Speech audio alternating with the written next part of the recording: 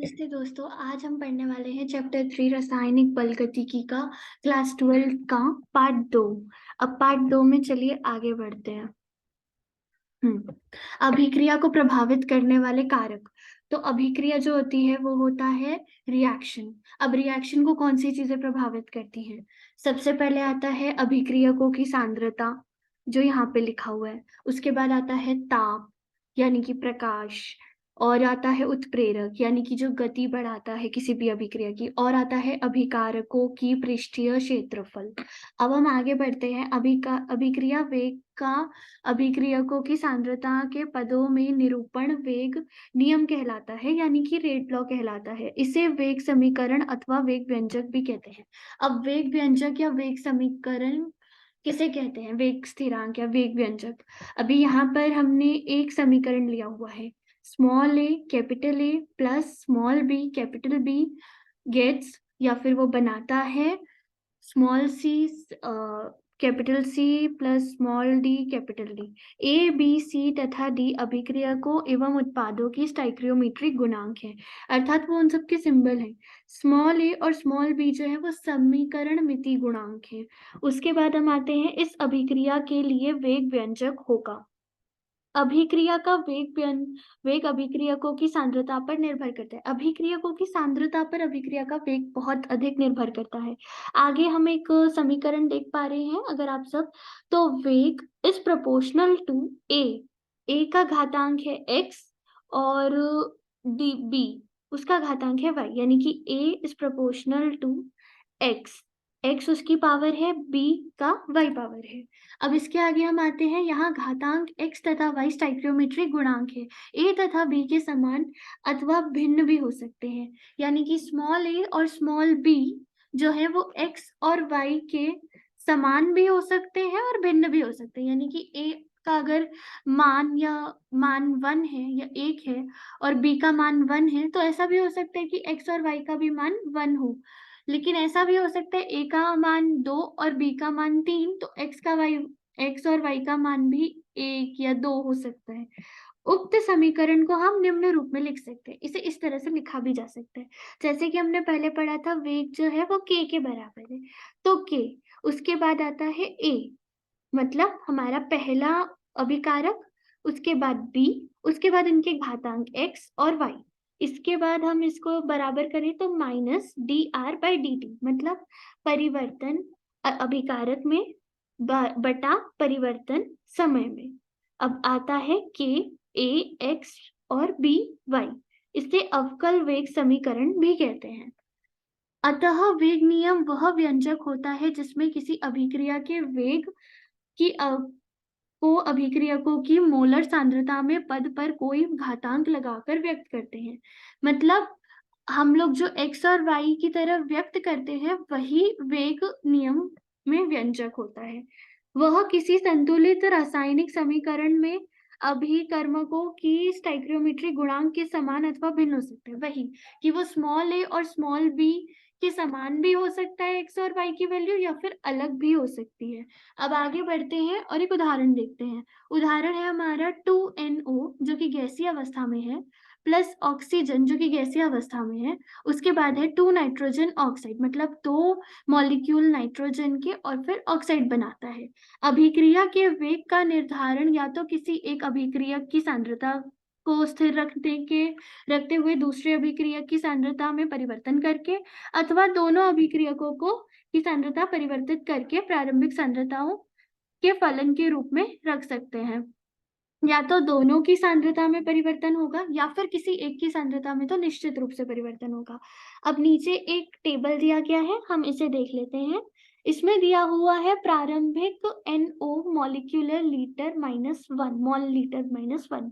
अब ये है 0.30 जो है वो नाइट्रोजन का है, और प्रारंभिक का O ऑक्साइड का है, ऑक्सीजन का है 0.30। अब ये हो गया नाइट्रोजन ऑक्साइड बन गया, तो हो गया 0.096।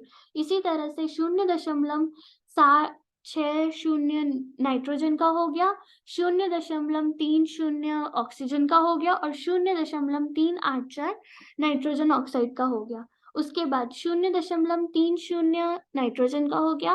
फिर ये यहाँ पे ऑक्सीजन का वैल्यू हमें 0.60 दिया है, नाइट्रोजन ऑक्साइड का वैल्यू दिया है 0.192। फिर हमें अगला भी इसी तरह से दिया हुआ है। इस तरह से आप इस टेबल को देख सकते हैं और समझ सकते हैं।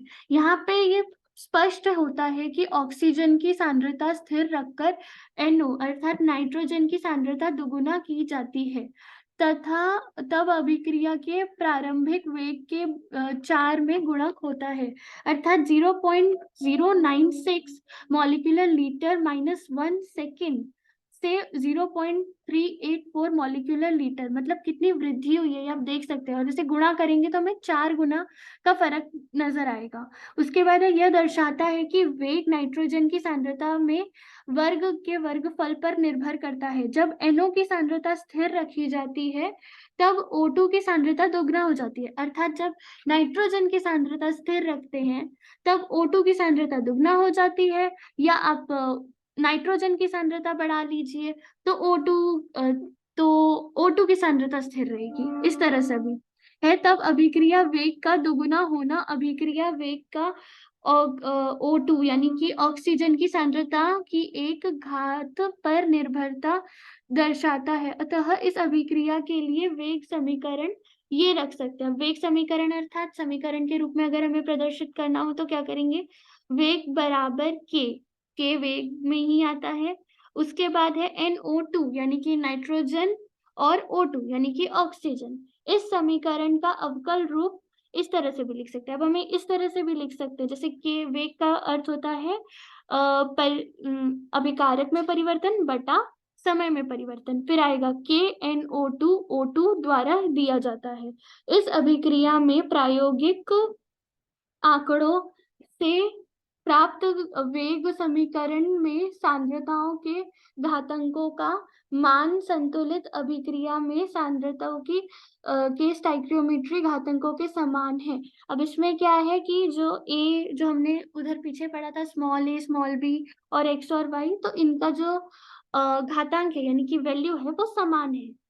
इसी तरह से हम और उदाहरण देख सकते हैं, जैसे कि अगला उदाहरण है CHCl3 plus Cl2 equals to CCl4 plus HCl। अब इसका प्रारंभिक वेग समीकरण क्या होगा, वेग होगा इसका K CHCl3 Cl2 उसके ऊपर आएगा बटा 1/2। अब इसके बाद है CH3 COOC2 H3 plus H2O, but उसका जो हमें उत्पाद मिलेंगे वो मिलेंगे CH3 COOH प्लस C2H5OH।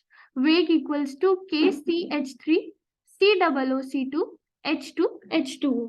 अब इसके आगे हमें है इन अभिक्रियाओं में सांद्रता पदों में घातांक समीकरण में उपस्थित स्टाइक्रियोमेट्री गुणांकों से भिन्न है। अतः हम कह सकते हैं वेग नियम को किसी संतुलित अभिक्रिया को देखकर प्रागुक्त नहीं किया जा सकता, यानी इसका निर्धारण सैद्धांतिक रूप से नहीं बल्कि प्रायोगिक रूप से है। ये क्या कहना चाह रहे हैं कि पिछले वाले उदाहरण में हमने देखा था तो समीकरण मिति गुणांक और हमारा x एंड y का वैल्यू दोनों का सेम था, पर इसमें हम देखेंगे कि x एंड y का वैल्यू यानी कि घातांक अलग है। यहाँ पर घातांक अलग दिए गए हैं और आगे चल के घातांक अलग हो रहे हैं, उनकी पावर अलग हो रही है यहाँ पर। तो इसी तरह से तो वो ये कहना चाह रहे हैं कि ये वेग नियम जो है वो प्रयोग पर निर्धारित करता है, मतलब प्रयोग कैसा होगा, अगर जैसे रिएक्टेंट्स होंगे वैसा ही उसका उत्पाद मिलेगा। अब इसके आगे अगला चैप्टर हम बाद में पढ़ेंगे जो कि है अभिक्रिया की कोटि, जो कि इसका 3.2.3 है। सो धन्यवाद आप सभी का and thank you for watching.